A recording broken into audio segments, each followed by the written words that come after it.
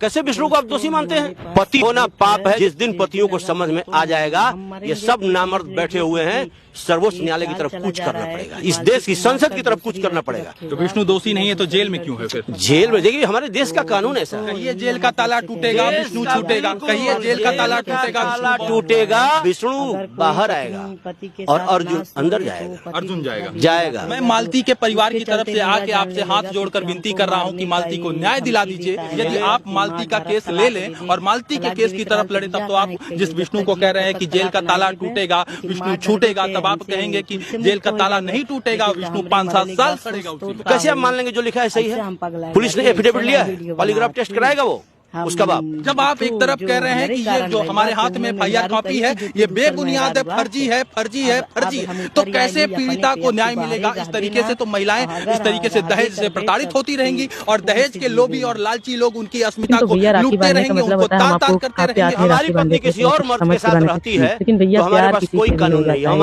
खड़ा होकर देखेंगे कि किसी और मर्द के साथ वो रात बिता रही है और हमारे पास कोई कानून नहीं। किसी पति की जागीर नहीं है। अगर वो जागीर नहीं है, हम भी मानते हैं कि वो जागीर नहीं है, तो फिर मैं भरण पोषण क्यों दूं?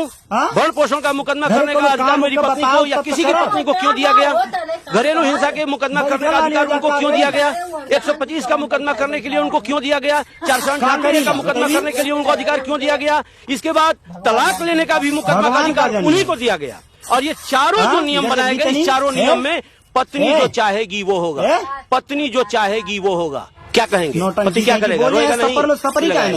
अभी रोने की बात कर रहे हैं, स्वयं फांस लगाएगा। अरे मनोज सरिया तो कहना क्या चाहते हैं कि पति रोएगा, उसका आंसू पोंछने वाला कोई इस दुनिया में नहीं होगा। आप कहना चाहते हैं कि कानून की किताब में कानून के तर्कस में कोई ऐसा तीर नहीं बचा है? नहीं है। अगर है तो देश की संसद में बैठे हुए हमारे नेता बताएं, देश के सर्वोच्च न्यायालय में बैठे हुए जजेस बताएं। ये वकील सवाल कर रहा है, उन दोनों से सवाल कर रहा है। वकील साहब, अधिवक्ता साहब उस समय कहाँ गए थे जब एक मर्द 6-6 औरतों को रखेल बना के रखता था, 7-7, 8-8 महिलाओं को साथ संभोग करता था, रखता था, उन्हें एज ए वस्तु की तरह इस्तेमाल करता था। जब माननीय सुप्रीम कोर्ट ने कहा कि महिला कोई वस्तु नहीं है, उसकी तरह इस्तेमाल किया जाता था, तो तमाम लोग कहेंगे तब वो अधिवक्ता साहब हैं। सवाल आया कि घर वाली बाहर वाली का, तो घर वाली कहती है कि हम बाहर वाली को नहीं घुसने देंगे। अब इस पर आप क्या कुछ कहेंगे? अब इसी मामले में ले लीजिए, विष्णु की क्या गलती है? मालती दूसरे के साथ अफेयर क्यों बनाई? विष्णु बिल्कुल, अगर विष्णु की वो पत्नी है तो उसको अर्जुन के साथ अफेयर नहीं बनाना चाहिए था। अफेयर बनाया, पकड़ी गई, फिर उसके साथ शादी हुई, तो फिर विष्णु के पास क्यों आई?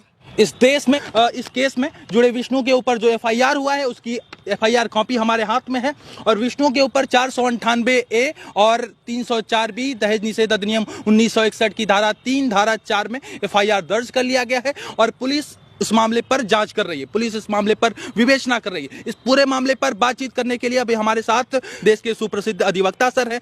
सर, सबसे पहले इस पूरे मामले पर बातचीत करना चाहेंगे, किस तरीके से देख रहे हैं ये पूरा मामला? एक पति आज जेल में है और उसके ऊपर पत्नी को दहेज के ताड़ित करने के आरोप लगा हुआ है। देखिए, जो विष्णु के ऊपर 304 IPC जी और 3/4 DP एक्ट और 498A की IPC की धारा लगी है।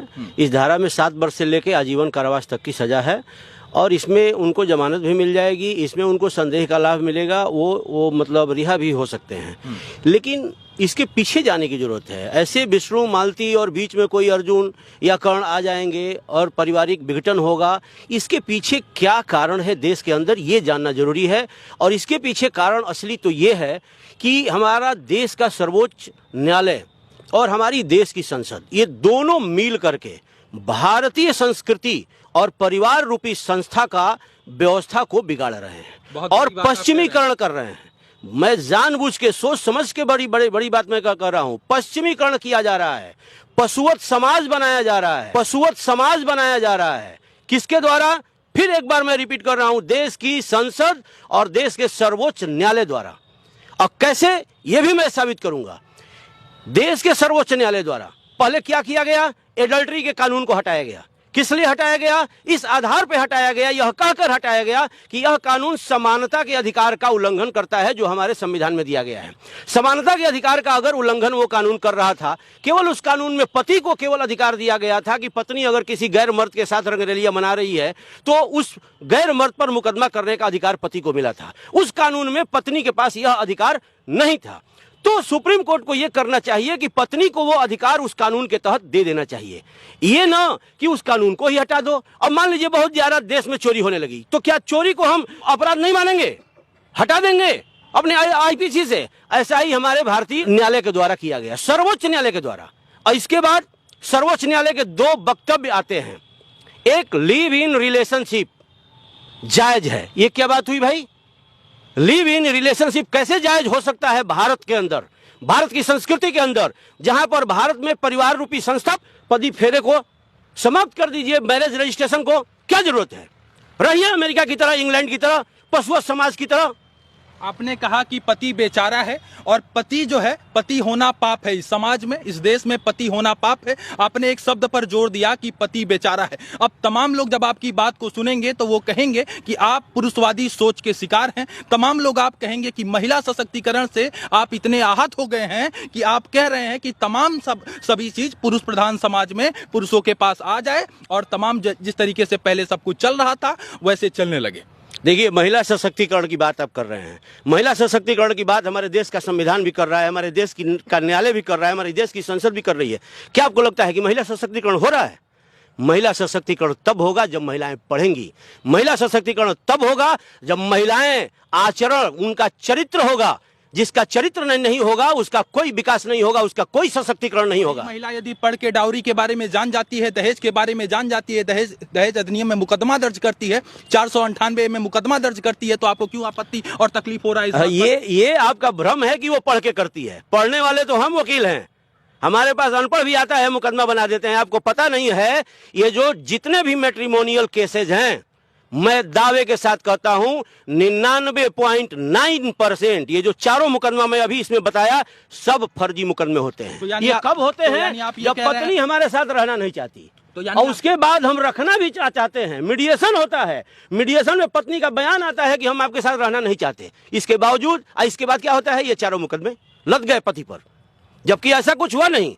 अरे वाकई 1.1% लोगों के साथ ये घटनाएं हो रही हैं, आज भी प्रताड़ना हो रही है, लेकिन 99.9% लोग हमें आपके साथ रहने का अब इच्छा भर गई, रहना नहीं है आपके साथ, तो बस बहाना खोज के ये मुकदमा ठोको और किसी दूसरे के साथ अपनी रात बिताओ और आपसे भरण पोषण लिया जाए।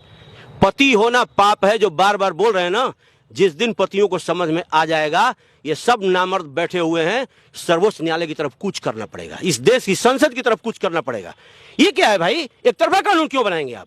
जितना राइट पति को, आप सशक्तिकरण की बात कर रहे हैं। सशक्तिकरण कैसे होगा? एक पक्ष को कमजोर करके, एक पक्ष को आप दबा देंगे तब होगा सशक्तिकरण। अरे महिलाओं की सशक्तिकरण करो, उनको पढ़ाओ, उनको लिखाओ, उनको आरक्षण दो। तो आप कहना क्या चाहते हैं कि पति रोएगा, उसका आंसू पोंछने वाला कोई इस दुनिया में नहीं होगा? आप कहना चाहते हैं कि कानून की किताब में, कानून के तर्कस में कोई ऐसा तीर नहीं बचा है? नहीं है, नहीं है। अगर है तो देश की संसद में बैठे हुए हमारे नेता बताएं, देश के सर्वोच्च न्यायालय में बैठे हुए जजेस बताएं। ये वकील सवाल कर रहा है, उन दोनों से सवाल कर रहा है, क्योंकि देश की संसद को कानून बनाने का अधिकार दिया गया है। जेल भेज देंगे आप? अरे हमको जेल भेजेंगे तो उनको भी हम जेल भेजने के बहुत तरीके जानते हैं, वो बताएं। मैं पूछना चाहता हूं कि मैट्रिमोनियल केसेस जब आते हैं तो क्या सारे मैट्रिमोनियल केसेस सही होते हैं? अब मैट्रिमोनियल केसेस में पति के पास कौन सा अधिकार है, मैं जानना चाहता हूं। मैं मानता हूं कि मैं, हो सकता है मैं सारी कानून की किताब नहीं पढ़ा हूं, तो मुझे देश की सर्वोच्च न्यायालय द्वारा बताया जाए या किसी जज के द्वारा बताया जाए, किसी हमारे देश की संसद